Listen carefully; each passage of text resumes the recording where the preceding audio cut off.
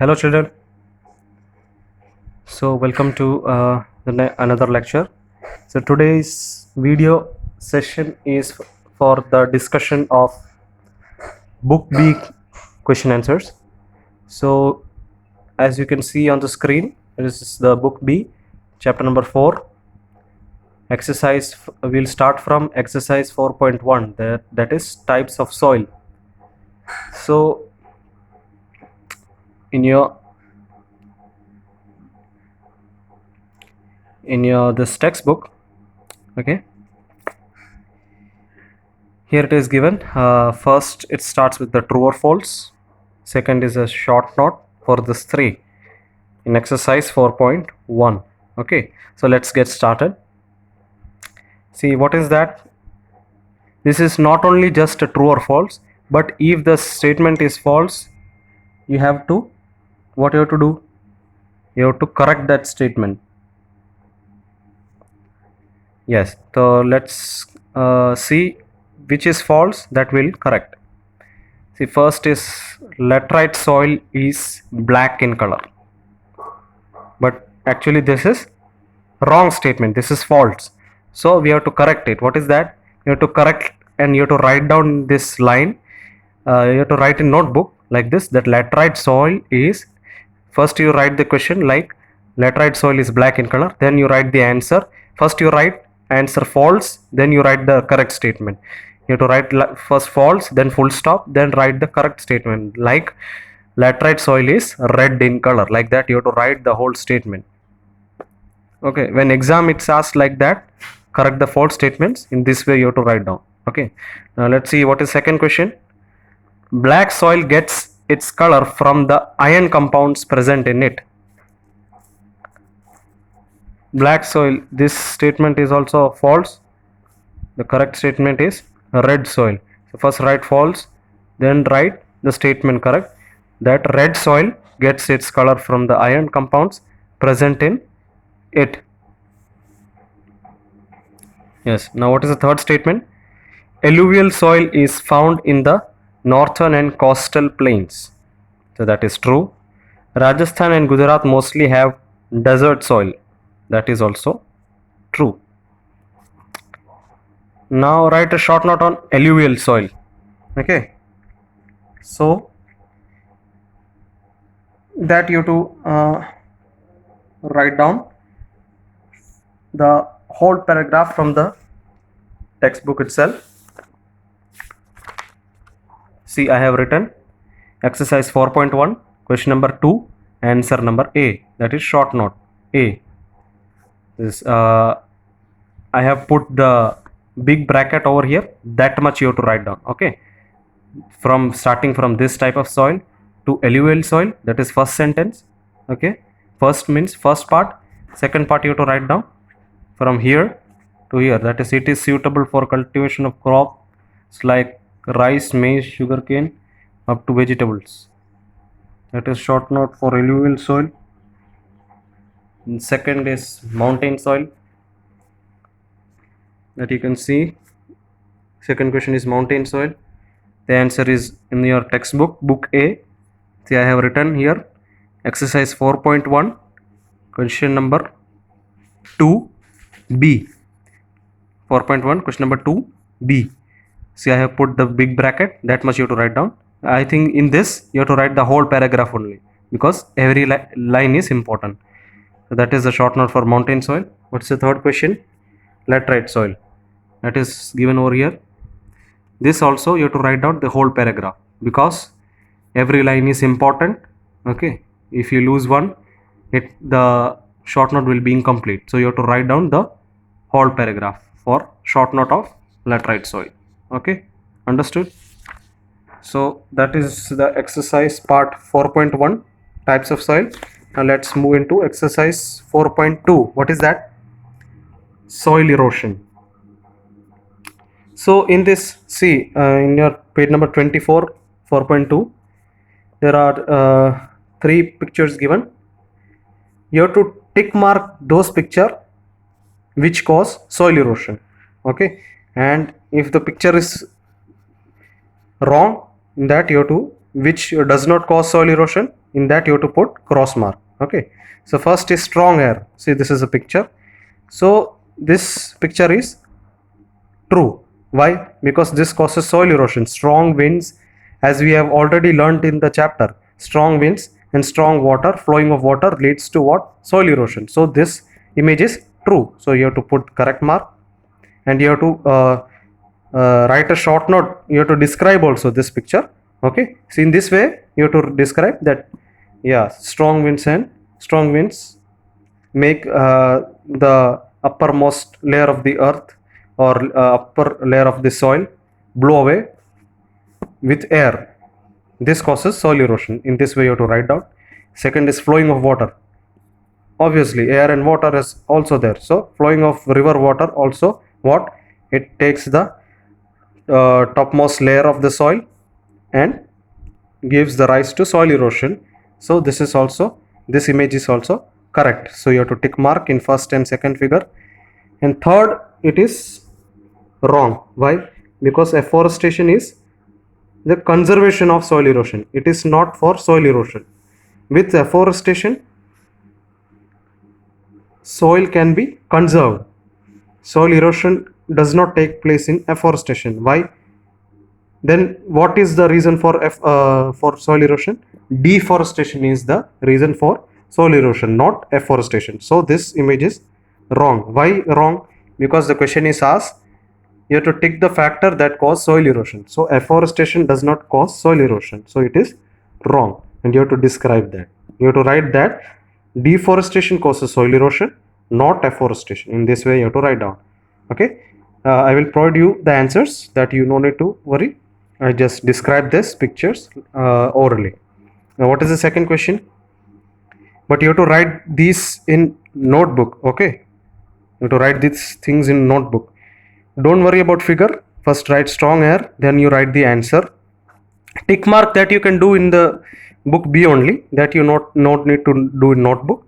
In notebook you have to write A. First you have to write exercise 4.2, answer number, question number 1, A, strong air. Then you have to write down the, means you have to describe the figure. A, strong air, then you have to describe that. Then B, flowing river, you have to describe that. Then C, afforestation, you have to describe that. Like this way you can write in notebook. Okay. Now second question, what is that? How does overgrazing affect the top layer of the soil? How does overgrazing affect the top layer of the soil? Okay, so answer would be like this, that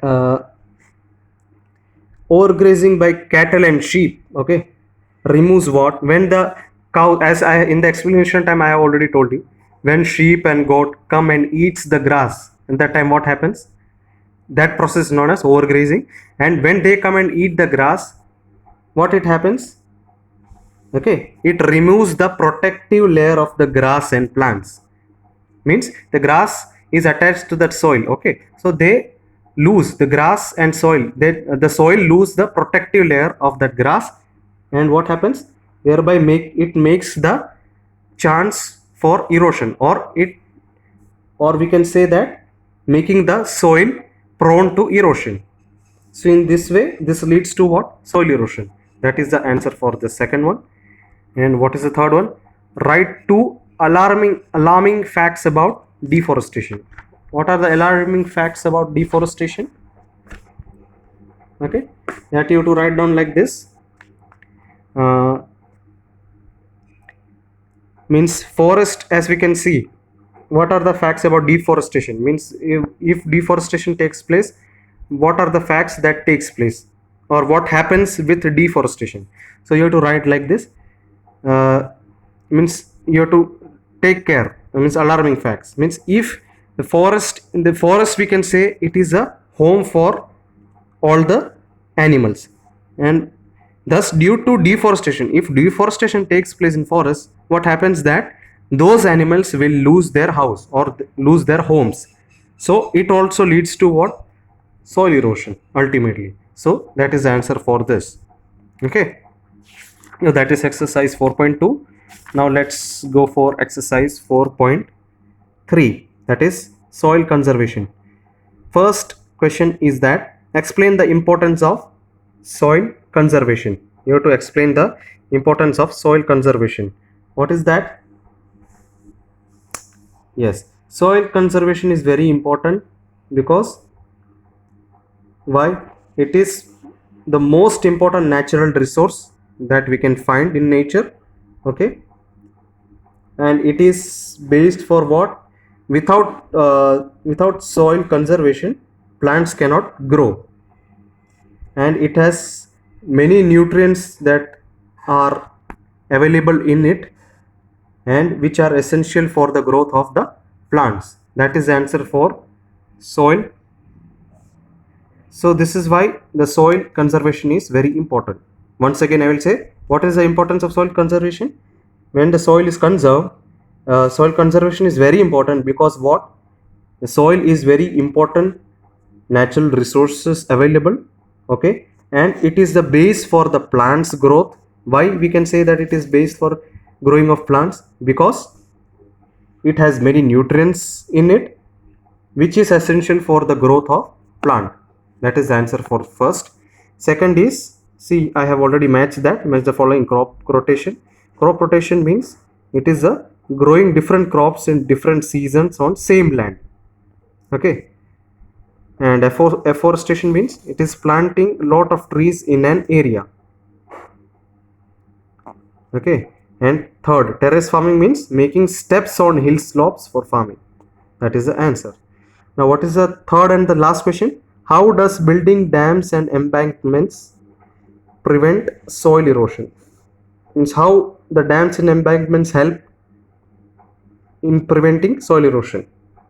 That you can write like this, that dams and embankments are specially built for what purpose? And they are built to control the flow of water, okay. As we have seen in the explanation itself, they control the flow of water, and soil, in this way soil erosion is minimized with the help of what?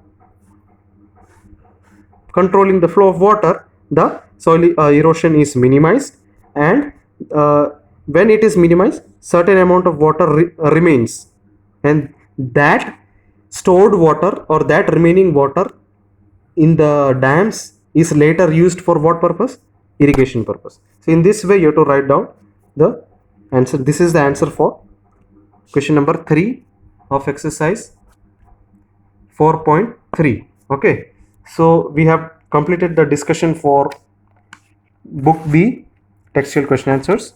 You have to write down these question answers in your notebook, okay. I have explained how you have to write down, okay.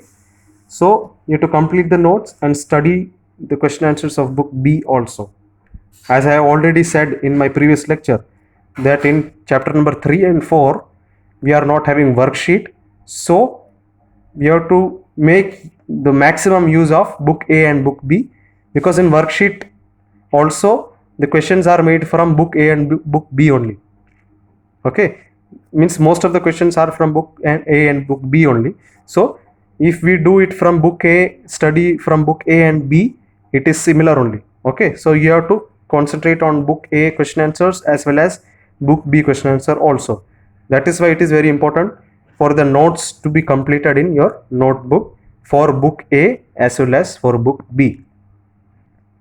Once again I will tell you, here the spaces are given for writing the answers, but you have to complete in notebook only. Why? Because the textbook is not to be submitted, okay. So you have to complete in notebook only, and that will be very that would be really good, because sometimes if the answer is big and then you will not get that much space to write in this, okay. So it is better to write in your notebook only, okay, so that you can write it clearly. There will be no any correction or like that. When you write in notebook, it will be perfect, okay. That's why I am letting you to write in or telling you to write in notebook, okay. So I hope that you understood the entire chapter, the chapter explanation and the discussion of question answers from book A as well as of book B. I hope that you understood the entire syllabus, that chapter number 3 and chapter number 4, okay. Now you have to now it's your turn to complete the notes and study very well, okay. Okay, thank you all. Take care.